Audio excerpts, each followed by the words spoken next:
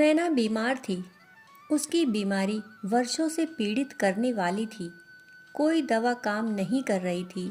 कोई चिकित्सक उसकी बीमारी का उचित निदान बता पाने में असमर्थ था, क्योंकि जब उसे चिकित्सक के पास ले जाया जाता तो वहाँ पर बीमारी के कोई लक्षण परिलक्षित नहीं होते।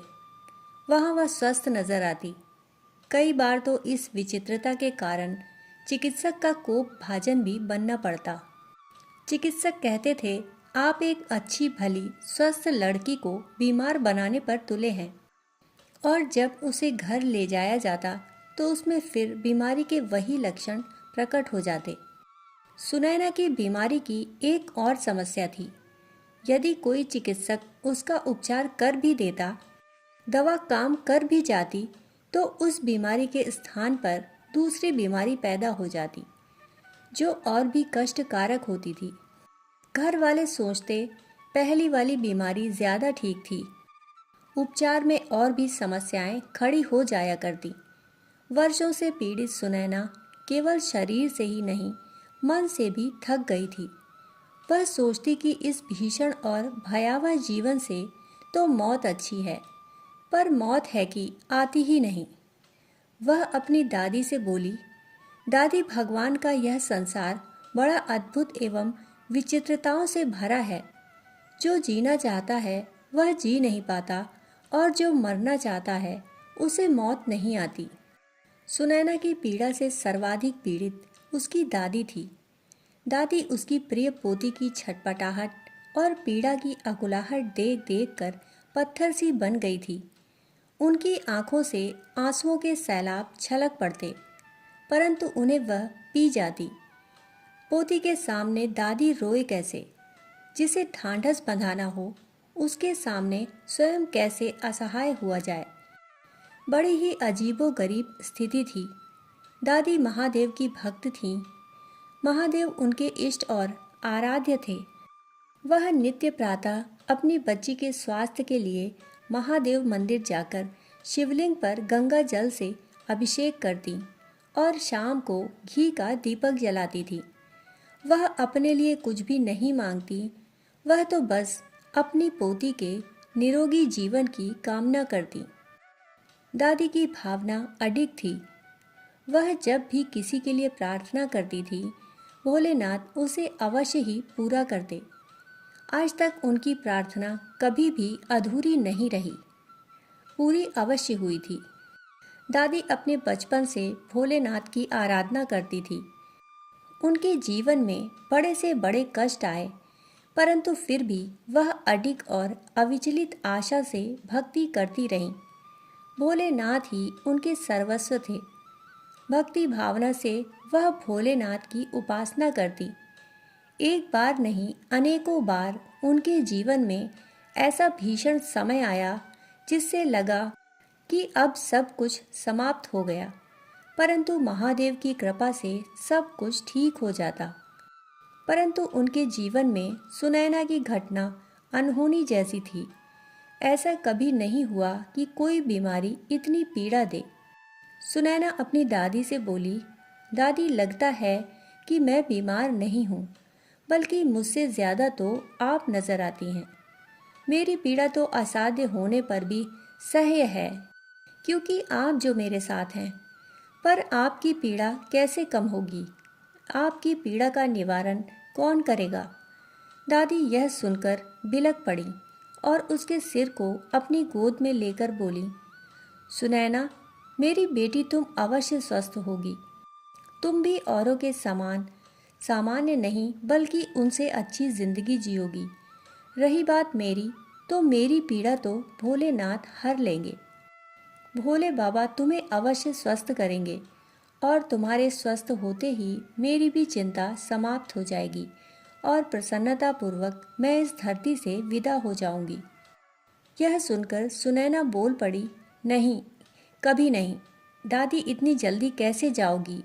आप तो 100 साल से अधिक जियोगी। सुनैना जब अच्छी होती थी तो स्वयं से बोलती थी, जब बीमार हूँ तो दादी है। दादी मेरे लिए देवदूत की तरह हैं। वह स्वयं का कष्ट भुलाकर मेरे ऊपर अपना सर्वस्व निचोड़ देती हैं।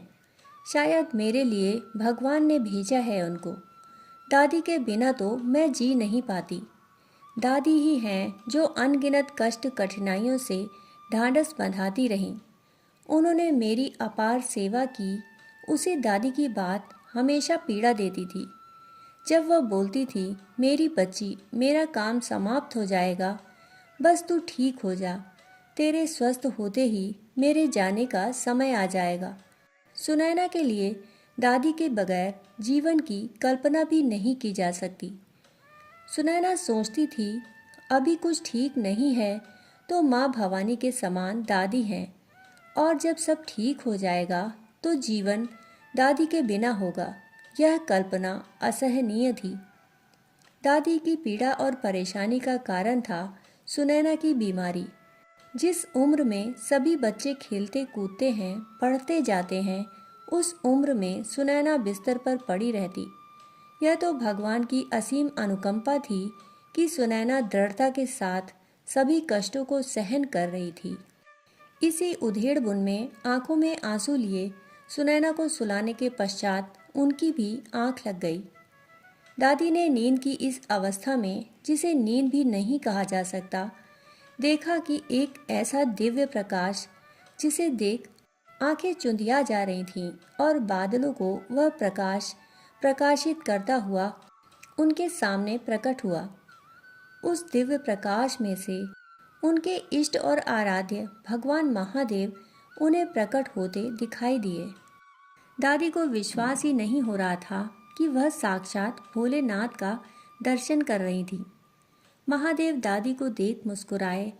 भक्त और भगवान की इस मिलन की घड़ी में सब कुछ अव्यक्त होता है और आनंद से परिपूर्ण। यहाँ शब्द नहीं, भाव होते हैं। महादेव बोले, पुत्री सुनैना के लिए चिंतित मत होना। सुनैना को कोई रोग नहीं, वह तो अपने जीवन का भोग भोग रही है। भोग बड़ा कठिन होता है, वह ठीक नहीं होता। ठीक होता है समय के साथ। रोग का उपचार दवा होती है, परंतु भोग दवा से ठीक नहीं होता। भोग की उपचार प्रक्रिया अलग होती है। इसके लिए जप, व्रत, उपवास, अनुष्ठान आदि होते हैं। इन्हीं के माध्यम से भोग कमजोर होता है और टूटता है। महादेव बोले, पुत्री तुम सोच रही हो कि सुनैना के लिए कौन सा व्रत उपवास किया जाए, कौन सा जप अनुष्ठान किया जाए। सुनैना से तुम्हारे संस्कार जुड़ते हैं और मेरे प्रति तुम्हारी भक्ति ही उसकी रक्षा करती रही। तुम्हारी भक्तिपूर्ण तपस्या ही उसको इस भीषण संकट से उबार रही है। अब सुनैना का भोग कट चुका है और धीरे धीरे वह ठीक होने लगेगी। वह आगे चलकर असाधारण जिंदगी जिएगी, परंतु उसे देखने के लिए तुम जीवित नहीं रहोगी। उसके और तुम्हारे संस्कार के टूटते ही तुम इस धरती से विदा हो जाओगी। तुम्हारे उससे जुड़े दायित्व संबंधी कर्म समाप्त हो जाएंगे। अब तो तुम अपने जाने की तैयारी करो। शांत मन से स्थिर होकर शेष समय भक्ति में लगाओ। अब सुनैना की चिंता छोड़ दो। स्थिर भाव से प्रस्थान की तैयारी करो। इतना कहकर महादेव अदृश्य हो गए। दादी की सभी चिंताएं उसी क्षण समाप्त हो गईं। कालक्रम से धीरे धीरे सुनैना स्वस्थ होने लगी और दादी महादेव की भक्ति में तल्लीन होने लगी। दोस्तों, कहानी सुनने के लिए आप सभी का बहुत बहुत आभार। फिर मिलते हैं एक और रोचक कहानी के साथ। तब तक के लिए धन्यवाद।